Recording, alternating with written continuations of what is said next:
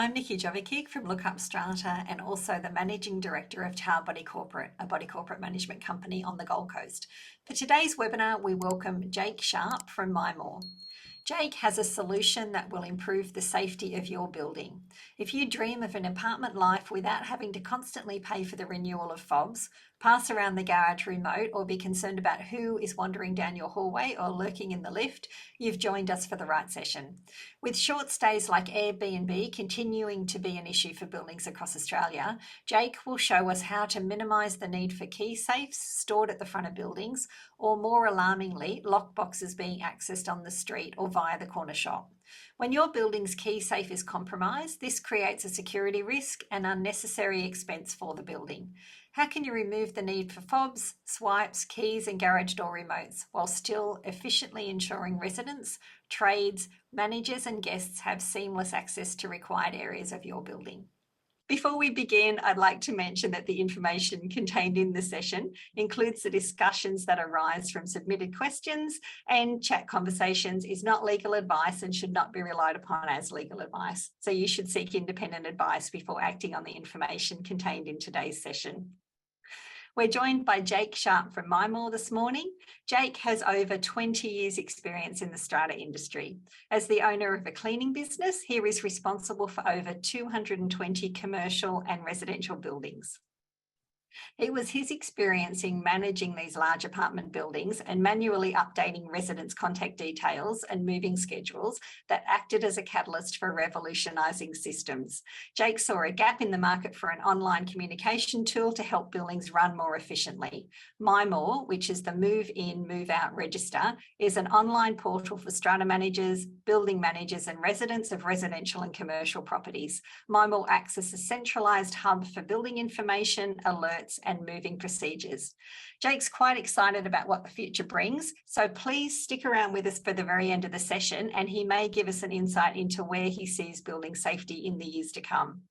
Jake's informative articles regularly appear in the Strata magazine, so I'm sure you're familiar with his name, and we're really happy to welcome Jake to the session today. So thanks, Jake. Thanks for joining us. Hi, Nikki. Thanks for having me. It's a pleasure to be here and love what you do and the content you put out. All right, let's start. So the three topics we'll talk about today are the trade access, resident access and short stay access. And I guess back to Nikki, you introducing me and MiMOR. The whole point of MiMOR was to have a sort of a front of house system. Because owners corporations have always had, or strata managers have always had a back-end system, which generally is, for owners, the minutes, the financials. But I saw that the gap that I saw was how do we connect the building and people living in there together? And so that's why MiMOR was created, Move In, Move Out Register. So we've got to register who's living there. So that was the idea 6, 7, 8 years ago. And this is why we wanted to create the system, is so that we can fix things moving forward. And we don't know what's next or what's going to happen in the future.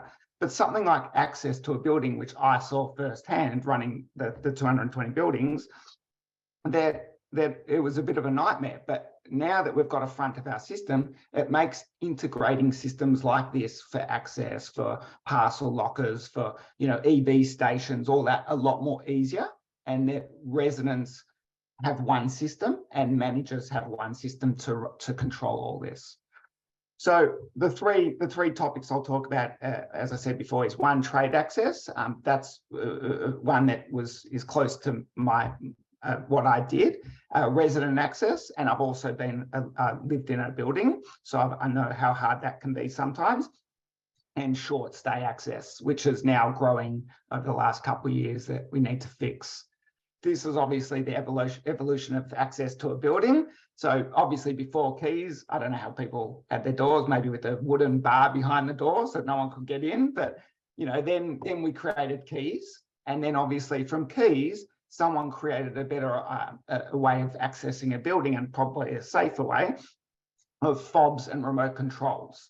So that's sort of the evolution, and then from keys to fobs and remote controls. And then we've gone to, hang on, a lot of trades need to come to the building and stuff like that. So that they created key safes, so they can leave the keys or fobs and remotes in a key safe, and multiple trades or people can get in and out. And then from that, we've evolved to our mobile phones. So that's sort of like the evolution, and I guess everyone knows that, but that's sort of where we're going more to our mobile phones, and the keys and fobs and stuff is sort of phasing out, or will phase out eventually. So we'll go to the first point, which is trade access. So like before I go through all the points, this is one of the issues that I had having the cleaning company and being a building manager, is that these key safes and the trades, we struggled a lot, because when we got to a building, there were key safes were coded, so multiple people had the codes. They were sometimes too small, so you couldn't even fit those keys back in the key safe, and sometimes you'd close it, but you'd think it was closed, but it was not closed. And there was no log of who touched the key. So my cleaning business, we used to go around, would open the key safe, there were no keys in there. So all of a sudden I'm calling the strata manager, but no one knows who's touched the keys last. So I've sat around for however long and waited for someone to organise for me to come in. And I've got 2 staff waiting out the front in the van. And so all of a sudden, it was like happening at every second building. So we actually end up buying and installing our own key safes, so we didn't have that issue. So we could rock up to the building, we've got our own keys, and we walk in. But then all of a sudden, if everyone starts to do that, and you've got the emergency, you've got the lift company, all of a sudden you're going to have 14 key safes out the front of the building. You know, they're easy to break into, which causes a safety issue to the building. The issue with the manager is that they've got to maybe change the key safe every couple of months. It's a bit time consuming as well for managers to be dealing with this. So the way I see it, and the systems that are out there, we can install codeless key safes. So they're larger key safes. You can put more keys in there. However, my idea is we're reducing the amount of keys and fobs. So a larger key safe, it's codeless, and it's just got a little door handle. So what happens is, and in the example below, the manager can control who touches that codeless key safe via the trade's mobile number. So what will happen is they'll log on, they'll say, well, add a trade, John Smith, etc., put his mobile number in, and then give them access to, let's say, the key safe, and that trade can rock up, and they get a message, and there's a link in the message. They click that, it will say key safe. They click the key safe, and the door opens. And that's how easy it is. So the managers can control which trades are allowed access to that key safe, and also when they can access that key safe. So if it's an authorized, trade 24/7, great, tick 24/7, and they can come anytime. If they're only allowed to be there on Tuesday between 9 a.m. and 12 p.m., then add that in there, and the trade will get a SMS to say when they can access that key safe. And the whole point of that is that it's traceable. Everything is logged. So now the managers know who can access it, when they can access it. And then if I came the next day and the keys aren't there, it's 2 seconds, the manager can do a report and see who opened it last. So that is changing the whole way that the trades are accessing a building, and how much safer it is for the building. Not trades sometimes, and we've done it before, sometimes we take the keys by mistake.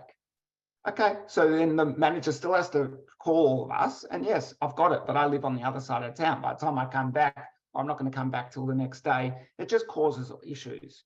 Eventually, the idea is to remove the key safes, or the keys altogether, because the same way we do the digital key safe and the mobile phone, we can do the front entrance door, we can do the rooftop door. So the trade will have their digital fobs on their phone, and they'll have all the access points. So they'll rock up to the building, they can click building front door, they press the button and the sliding doors open, or they push the door. Then they'll go, okay, I've got to do something up on the roof. They've been granted access to the roof. They click the roof button and they open the roof door and they go to the roof. or it can be a common area. So it could be a common area that they need to do something, fix the TV screen or whatever. So they grant access to the common area. So that's how easy. And then eventually you actually don't need fobs and keys at all for trades. But I understand that also sometimes the reception we can't do in the basement. So some buildings will forever have the key to the pump room in the basement. But that's in whole what happens sort of now, which most people know, and obviously how we're trying to solve that moving forward. So I'll go down to the resident access. So once that has been installed and how we're fixing the trades, we thought, hang on one second, if we can do that for trades, why can't we do that for residents? If the biggest issue with residents are that, you know, they've got physical fobs, remote controls, keys, they lose the fobs, the swipes, remotes, it's unsafe. They don't know where they've lost it. It could be outside the building and someone picks it up and then just walks into the building. Some managers don't have a list of all the fobs and who's got what. So it becomes a bit of a tricky one, what happens with lost fobs and swipes. So it becomes then expensive for the resident, a tenant and owner, that they've got to, every time they lose a key and fob or remote control, they've got to pay and get a new one. So the whole point is that if we do the same way that we've done the trades for the residents, all of a sudden we start to remove the fobs and garage door remote controls for the residents, so they can access their building via their mobile phone. They'll have a digital fob on their MiMOR dashboard, and then whatever the manager has given them access when they bought the apartment or rented it, once they've been approved, the manager just ticks them, and it's the same as picking up their keys from the real estate agent or the owner or manager. So they'll just grant access to those areas that they're allowed. And so that's pretty much how easy it is to swap it from physical to digital.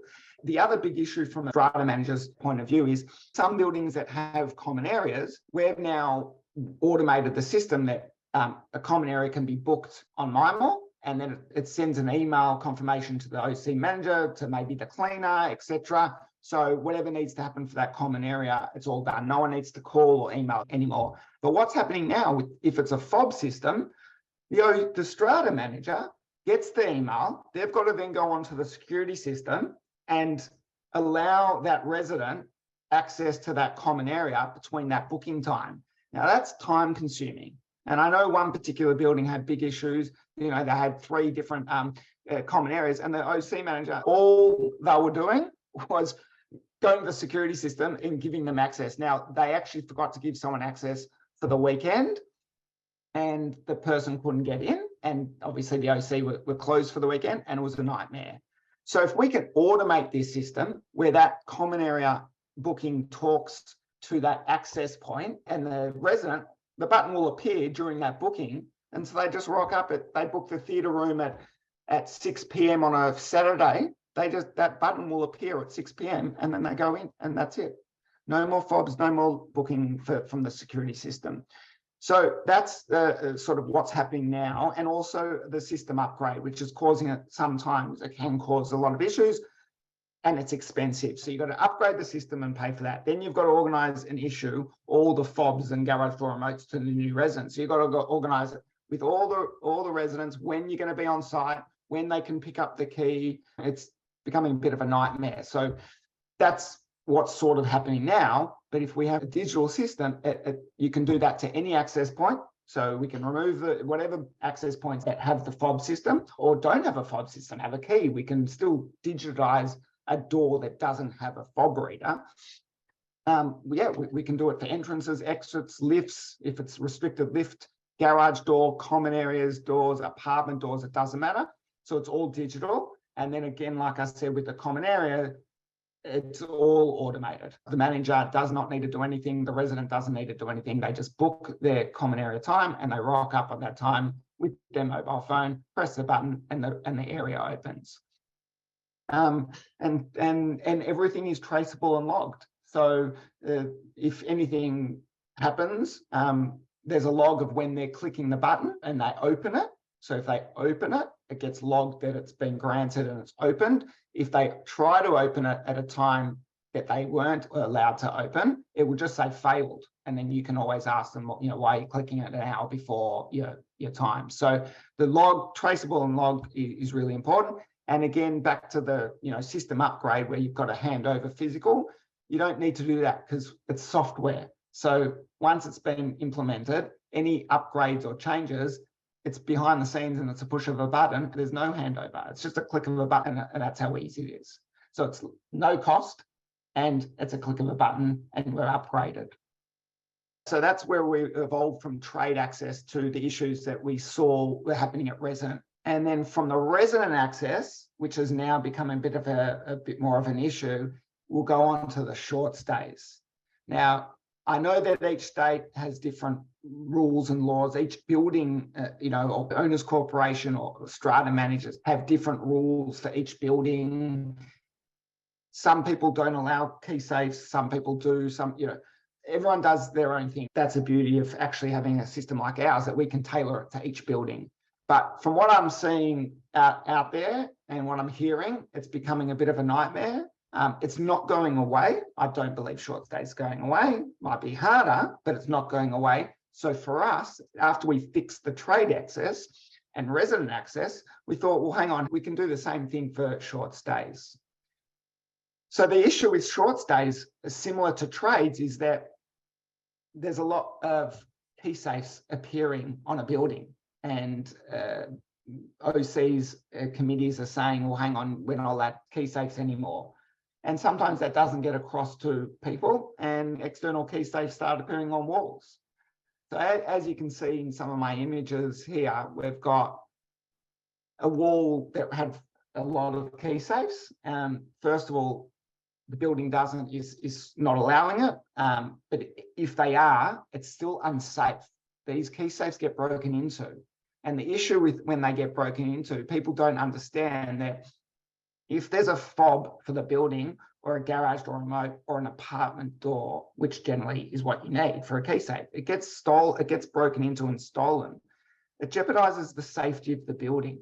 So someone can come into the building, but not that, they can actually go into the apartment door. So if it was a trade that didn't have apartment doors, that's okay, we get it. They can get into the building, but they can't actually get into an apartment door. So you open up a lot of things when key safes get broken into, and it's costly. So the owner has to pay for the new fob and garage remote, but they actually have to change the lock of their front door. And obviously, if it's restricted keys and all of that, every building is different. It just becomes a nightmare. And I get it. I understand why short stays is causing so much issues, which is why I'm really keen on changing the way that short stays actually enter and exit the building to make it actually better for the building. And people then will say, okay, it is safer. So that's sort of what's happening with the key safes. And then people, obviously, OC managers are saying, okay, well, we don't want them on the building. So people are leaving them in the street, in the city or near their buildings. They're leaving it on parking poles. They're leaving it at the bottom of the bench seats. And obviously, buildings are organising to remove the key safes if they're there. So they'll do a walk around every 2 weeks, once a month. Any key safes, they cut off the building. And I know in Victoria, one of the councils, they actually go around the streets, and if there's a key safe on any of these council bike racks and park chairs and stuff, they cut them off and throw them out. So I can see how it's causing a lot of issues. And then the bottom picture is actually in Queensland, and because you're not allowed to have them on the front of the building, shops are actually saying, okay, well, you can put the key safes in our shop. We're 24/7. I don't know what they do, whether they charge or not, but this is where you can put all your short stay key safes. And this is a building in Queensland, a shop that's 24/7 that has however many key safes here. And it's just crazy. Like, for me, technology, like, that's not how it should be going, and the way it should be happening. I guess that's a lot more safer than having it hidden in a building that, someone can at night come and knock off, because that's obviously got a person in the shop. But I mean, that's crazy for that to happen today in 2023. So, but people are trying to work out ways to keep short stays and obviously get their people in. So they're going to try anything. And that's why I'm here, because I want to talk a bit more of how we're solving that. So with our system, what can happen is that the same way that we've got the trades and the resident access, what will happen is the building gets set up for short stay access. So let's say it's the front door and garage door, and each apartment owner can pay to turn their front door digital. Therefore, we don't need any fobs and keys. And on the resident or the owner's dashboard, they'll then have a button that says short stay access. They click that button, and once they get a confirmation from Airbnb or bookings.com or one of them that say Jake has booked Nikki's apartment from Friday till Sunday, Nikki will go onto her MiMOR dashboard, click the short stays, and grant Jake access from Friday 3 p.m. check-in time to Sunday 11 a.m. checkout time. Nikki will add my mobile number in and grant me access to the front entrance sliding or push door, the garage door if there's a parking there. If not, grant me access to the garage door, and your apartment door. And again, if there's common areas, swimming pool, you'll be able to grant me that as well. You can also then grant me additional people as well. So you can grant someone else's mobile, my partner or my friend, or they can just share. I'll get a message that I've been granted access to the building. I'll click the link in the SMS or email, and then my digital fob access will appear on my phone. They don't need to register in the building because you've added them into your apartment, and then they can just rock up to the building. If they rock up at 2 o'clock, that button, they won't be able to click that button. So if they rock up to the building at 3 p.m., the button goes blue, and they can press the garage door, and in they go and park their car. Then they go up to the building. If there was lift access, then they'll have the lift button as well to level 3. They click that. Then they'll go up to 301 and they'll press the button on their phone and door opens. So that's how I see it all happening. And there's a log of when Jake rocked up to the building, when he clicked the garage door, when he clicked the lift, when he opened the front door. It's fully transparent. So for the safety of the building, there's no more fobs and keys and anything given to residents that are only there for 1 night, 2 nights, 3 nights, 6 nights. It's all done by the owner of that apartment, and everything is traceable. So that is a lot safer for a building, I believe, moving forward than having key safes, and then obviously having these key safes in a shop, a 24/7 shop. And no key safes are getting knocked off the building, ripped off the building. There's no frustration. It's just, this is the future. We live on our mobile phones, give access via mobile phones. And that's pretty much how I see it moving forward. We'll go over the summary, but I know that change is hard. And I know, and why I say that is because if we take ourselves back to when there were only keys and some smart person created the fob and garage door remote, how long and how many years did it take for humanity to actually go, oh, hang on, it is a better way to do it? Was it instantaneous? No. Was it maybe 1 year? Probably not. Did it happen over 5 years? Yeah, probably, even maybe longer. It's just some people, it's hard to change the way they do things. They may want to wait till someone else does it or whatever. But unfortunately, that is the way we're going. That is the future. And if we want to talk about anything that we do, I try to do for the safety of the building, because I believe that that's the number one thing. If you can do something like that, that's why we created a register of who's living in the building. So the manager can send an email, SMS to the building of people living in there. We want communication. And so that this change is happening. But definitely removing keys and fobs and garage door remotes, I believe, is the future, and more so for the safety of the building. So And especially that the strata managers and also the owners for the short stay have full control over who actually gets access. And, you know, there's not 14 different fobs for that one apartment. No, it's so much easier. Someone moves out, you just click a button and they don't have access.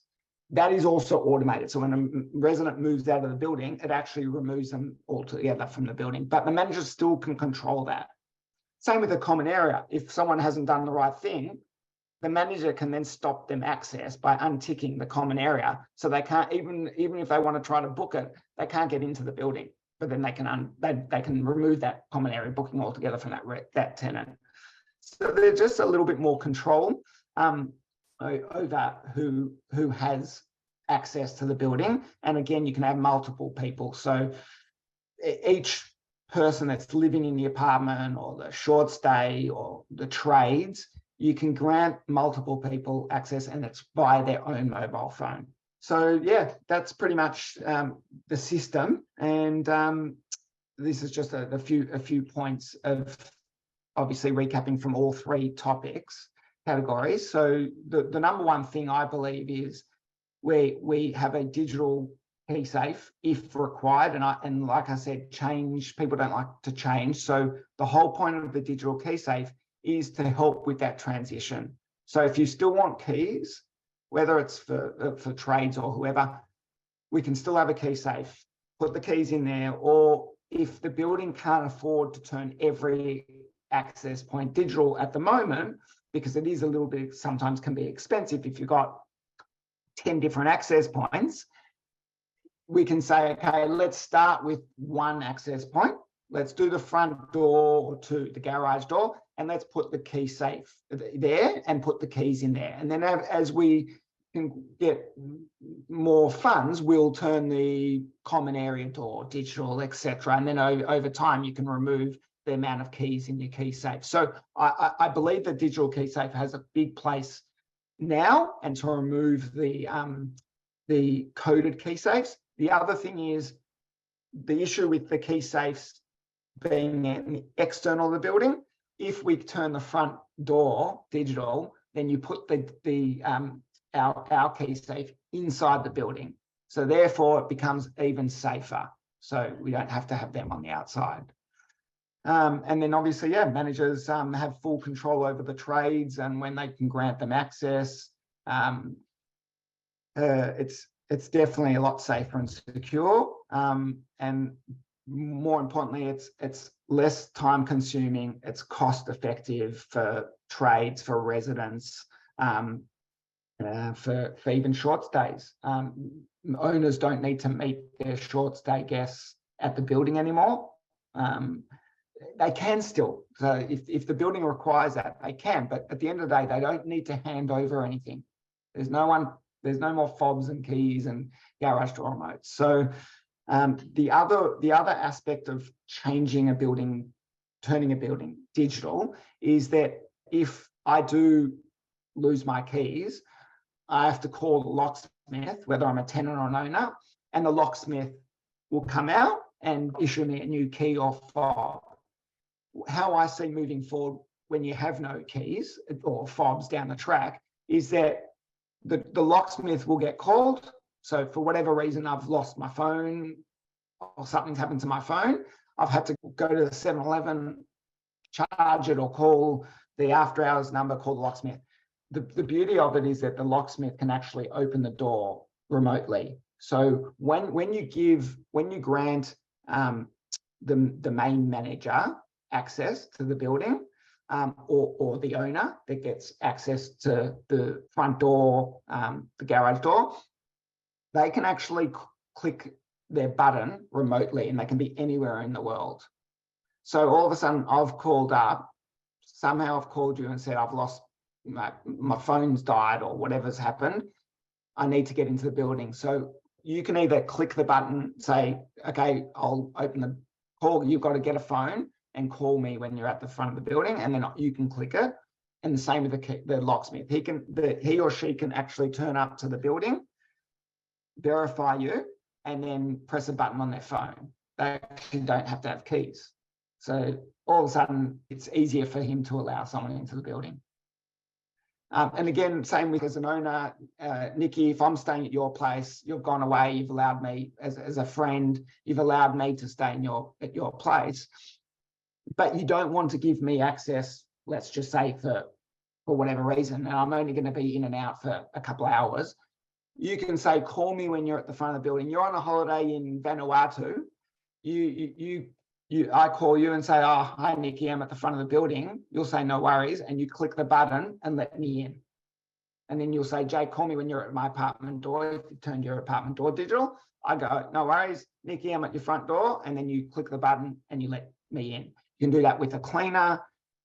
You can do that with anyone. So it becomes a lot easier to let people in. You actually don't need to waste time to turn up to your building. And so pretty much that's the system and what we're trying to solve in terms of the access control and how I see it moving forward. Okay, thanks so much, Jake. That was really great. Some of the things that come to mind, you mentioned quite a few times during the presentation about change and how it is hard for people to change. And it made me think there are people out there that are using their phone to access things at the moment, and is becoming more common. And one of the things I thought of straight away was a Tesla motor vehicle. And I mean, that's how you get into a Tesla and operate the Tesla, is you have to have your mobile phone. That's actually the key to the car. And so I think people are becoming more used to that, although it's a big change for people. And even if we take it back to that car analogy again, first of all, we had the key, and then we went to the no key cars, or you just have to carry the access key with you, and then you just have to press the button to start the car. So there are ways people can sort of see how it's being used in different areas, and maybe they hadn't thought about that for a building, but yeah, there is definitely a similarity there. With the Tesla analogy, people ask me, oh yeah, but what happens if you lose, if your phone dies or you lose your phone? Your job is to keep your phone alive to open the door to get into your house or your apartment.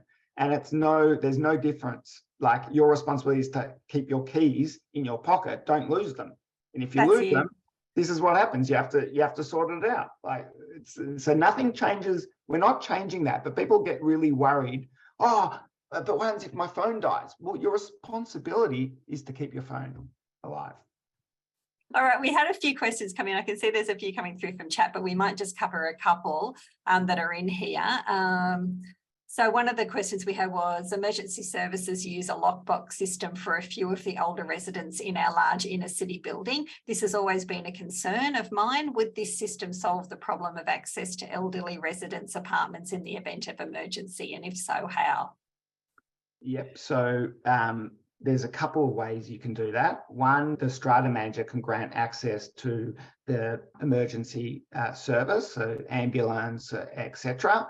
The ambulance can then, obviously, they've got multiple people. So the idea is that when the emergency gets to that building, they'll be granted access, or they'll have to call the head office that they can get them into the building. If not, let's say there's 5 apartments that require the emergency access, and they're not going to turn their apartment doors digital, they can then put that digital key safe in there with just those apartment doors. But that's that key safe is just for the emergency. It's 401, 101, 301, etc. Those keys are there, so they can get into the building. The key safe's on the inside of the building, and that's just for them. They go in there, okay, I've got to go to 401, take the keys to 401 and back up. So yes, it can be done. And then obviously if you turn the apartments digital, then you can give the emergency services access to those apartment doors. Okay, thanks, Jake. That sounds good. What happens when the power goes out? Will each lock need a backup power source to continue to work? So if the building is already installed, then it will be the same as what happens at the moment when power goes out. If the front door, it's an older building and we've put a digital door handle, then that's battery operated, and that lasts for 2 years or however long, and then the manager will get notified when the battery's low anyway. Same as if we do that for apartment doors, the owner will get notified when the battery goes low. It's similar to when you go to a hotel and you put your fob in there. Sometimes people don't realize that it's an orange light means you've got to change the battery. But because no one's living there and there's no way to know, that's what happens. So yeah, the building doesn't change if it has already been done with a fob system. I think the battery, there could be a battery or something, but if not, some doors just open automatically if there's a power failure. Okay, thank you. There was a question, I'd gone for a walk and forgot my phone. How do I get back in? Older members without mobile phones. So what happens if you don't have a mobile phone? The beauty of our system is we're here to work in conjunction with what's there now, because I understand that some people don't have smartphones, and so we can use both. You know, you've got a lot of buildings that have keys, so you just have to use both for the time being. There's no difference, and then over time, if 100% of them all want to go get a smartphone to use it, then that's what will happen. So we don't, I think we'll work in conjunction. A lot of the buildings that we've got now, we work in conjunction with the security system, fobs. The people that want to do it, the others that don't have to. Okay, so it really is on a case-by-case basis, and what the building needs, you can usually modify things and adjust things to suit. Correct. Yeah. The vast majority of apartment doors are fire-rated doors. To install a digital key, it may need to replace the fire-rated doors. So what would be the solution there? If it's a fire-rated door, as long as what we're providing ticks those boxes, then that's okay. Otherwise, sometimes we won't be able to do it for the apartment doors. There are products out there, so we can always source any door handle that is fireproof rated. So yeah, that is the evolution of this access. There's so many other little things that are happening that we need to keep changing to be able to tick all the boxes for the building and for fire, for safety, all of that. Absolutely. Yeah. Okay. And if there isn't a solution there, I guess the solution for that building would be to digitize the doors. You can digitize and then have some that are key as well. So it's a bit correct. A bit of both to work with that system. Yeah, definitely. Okay, and we just got an answer for the fire-rated door. Fire-rated door is an issue in strata properties. There are only 4 main fire door manufacturers, and they are currently looking at systems that can be retrofitted. So it looks like there is a solution there. Obviously, they can see that that's the way things are going. We had a question about parking as well. So can you address whether this solves parking issues also? Like most schemes, residents in our building regularly use the visitor parking for extra vehicles. It's a first in system now, but it's very unfair. So would it be able to help in that situation? As we're moving into different things that are being created, like EV stations in some buildings, parking has always been an issue. Ever since I've been involved, it's been a nightmare. So with the whole beauty of this is that if you have a digital bollard, and there's quite a few companies that are doing it now, then yes, absolutely. If it's visitor spots, the OC puts digital bollards. The resident can book that visitor spot. So it's the same as a common area. So when they get there, as long as they're there between the time that they booked it, that button will say visitor spot 1 bollard, and they press that button and the bollard goes down and they park. Same with the EV station. We'll have the booking for the EV station. They book the EV station, but in the front of the EV station car park, there's a bollard. So they'll book the EV station for the time that they need it. And as well, there'll be the button for the bollard, and it'll just say, press the bollard, goes down, they go in there, charge their car, go out, bollard goes up. And so that's how easy it is. Absolutely. Okay. Wow, that's great. Yep. If you were interested in the system and you think it's a great idea, I guess the question really is, what's the next step? How do you move forward, Jake? What would the next thing you would do if someone's seen this and goes, we really need this for our building? What would they do? Would they sort of contact their committee at this point, or? Yep. So they can first they can contact us and we can give them some costings and just go through their building and what their building's needs are. And then they can obviously speak to the manager and go through a whole process of, what do they need? What's causing them issues? Like, how often are they losing their keys? We've got one building in Geelong, their key safes and letterboxes are getting broken into every second week. So it's costing them a fortune. So that's why they're looking at implementing a system like ours or something similar to fix that. It's just it's a nightmare. So that as the committee, they're coming together to say, okay, hang on, we can't do this anymore. It's unsafe for the building, and it's costing a fortune for each owner and also for the building. So they're looking at changing the whole way. So they've come together as a committee. They've gone and tried to see a few things out there, and then they'll go to the strata manager and then they'll make a call. But it's definitely it's going to save them a lot of. It will cost them a little bit of money to get done, but it's going to save them so much time and money in the future. Okay. Wonderful. I think a couple of people have asked about digital access systems can also be vulnerable to cybersecurity threats such as hacking or malware attacks. So people are just asking about the security as well. Yep. And I'm happy to, if anyone wants to contact us to go through the security system, because we integrate with a company, our security, and that's our main aspect of MiMOR. We need to make sure security is absolutely as hard to break into as possible, especially because the idea was to have MiMOR as a front of house system, and then we just implement other systems like parcel lockers, access, EV stations, all that. For us, the number one thing is security. So there's always a risk that you can get hacked, but we've coded it in a way that it is pretty much impossible. Nothing's impossible, but it's very, very hard. That's our number one thing, is to protect the resident. Absolutely. Okay, wonderful. Well, that kind of leads us into, we mentioned at the beginning that you would talk about where you see the future going as well. So maybe now's a good time for you to do that. If you could just jump into that, sort of where you see it going in the future, and what you're excited about and what people can be aware of that could be happening just around the corner. Yeah, sure. The issue is I'm already, like I said, 5 years down the track, that I'm already changed from the way I'm saying now, access, to virtual access. So people people don't want to touch their phone. So they want to just come to the building and get into the building. So what I believe is you'll have virtual concierges or you'll change the whole intercom system. So instead of a push button to tell apartment 4 that you're downstairs, you'll have a plasma screen or an iPad or whatever it is at the front of your building.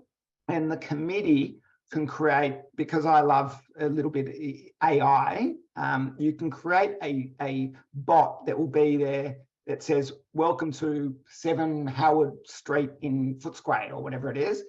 How can I help you? And you'll say, oh, I'm here to see Peter in apartment 4. And the bot can be a woman, it can be a man, it can have a suit, it can have a tie, it can have a t-shirt, and it'll say, no worries, I'll call apartment 4. Calls apartment 4, normal ring on the phone or the screen. And Peter says, oh, hi, Jake, come up, and he presses the button and up I go. So I think that is also quite safe as well, because moving away from your phone, you'll have facial recognition. So as a resident, we talk about your phone dying.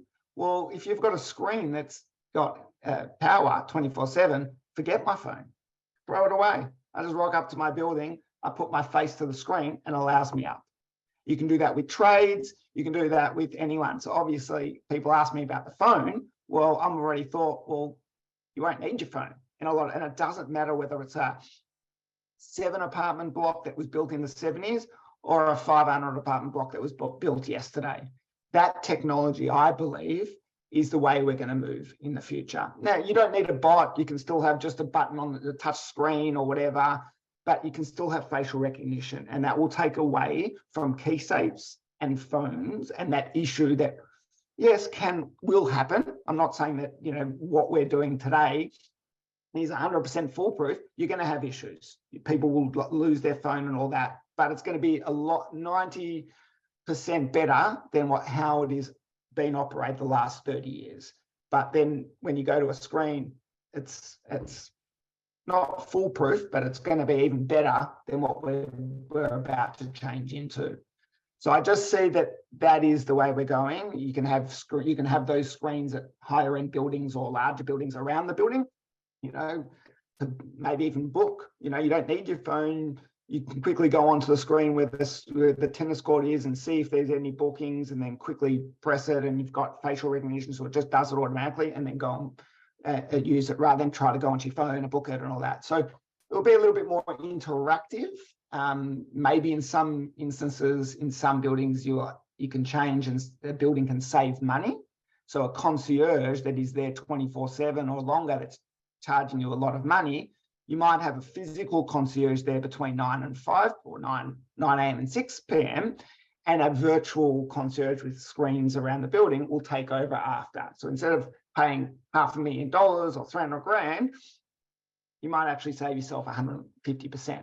So that's how I see the future of access and virtual and facial recognition and all that, the way we will go in the future. And then every building can do that, not just one particular building or high-end building. Actually, every building can actually be like that. And that it comes back to my beginning is we're trying to make every building safer, no matter the age, the size. That's my thoughts on where I think we're going. I might be a bit too, down the track, but that's my thoughts anyway.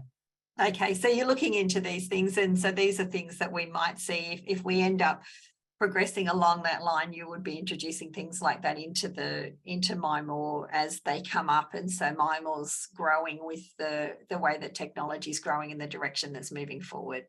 Yeah, absolutely. Well, I'll just say quickly one thing with that whole thing. Why we've had to quickly think of that is because with the access on your mobile phone and opening a garage door, I get asked a lot about, you're not allowed to touch your phone in your car. So already we're looking at AI for the garage door. So what will happen is when you get 5 meters from your building, your phone through MiMOR will say, "Welcome home, Nikki. Would you like me to open the garage door?" And you say yes. Because we can't guarantee and tell everyone that you must put your phone in a holder to touch it to open the garage door. So I know that that's been an issue from the beginning. We're already looking at fixing that through AI. So we're already down that path anyway. So that's how we're looking at it. Absolutely. Excellent. Okay, that's great. All right, that sounds wonderful. Well, thanks so much, Jake. That might take us to the end of the session now. So once again, Jake, thank you so much for joining us and being here today on this really interesting session. And we'll see you in the future. Thanks again, Nikki. Been a pleasure. Okay, thanks so much, everyone. Bye. All right, see you guys. If you gained value from this video, please hit like and subscribe to our YouTube channel. If you're looking for information about parking, strata insurance, defects and more, head over to lookupstrata.com.au or sign up to our free weekly newsletter via the link in the description box below.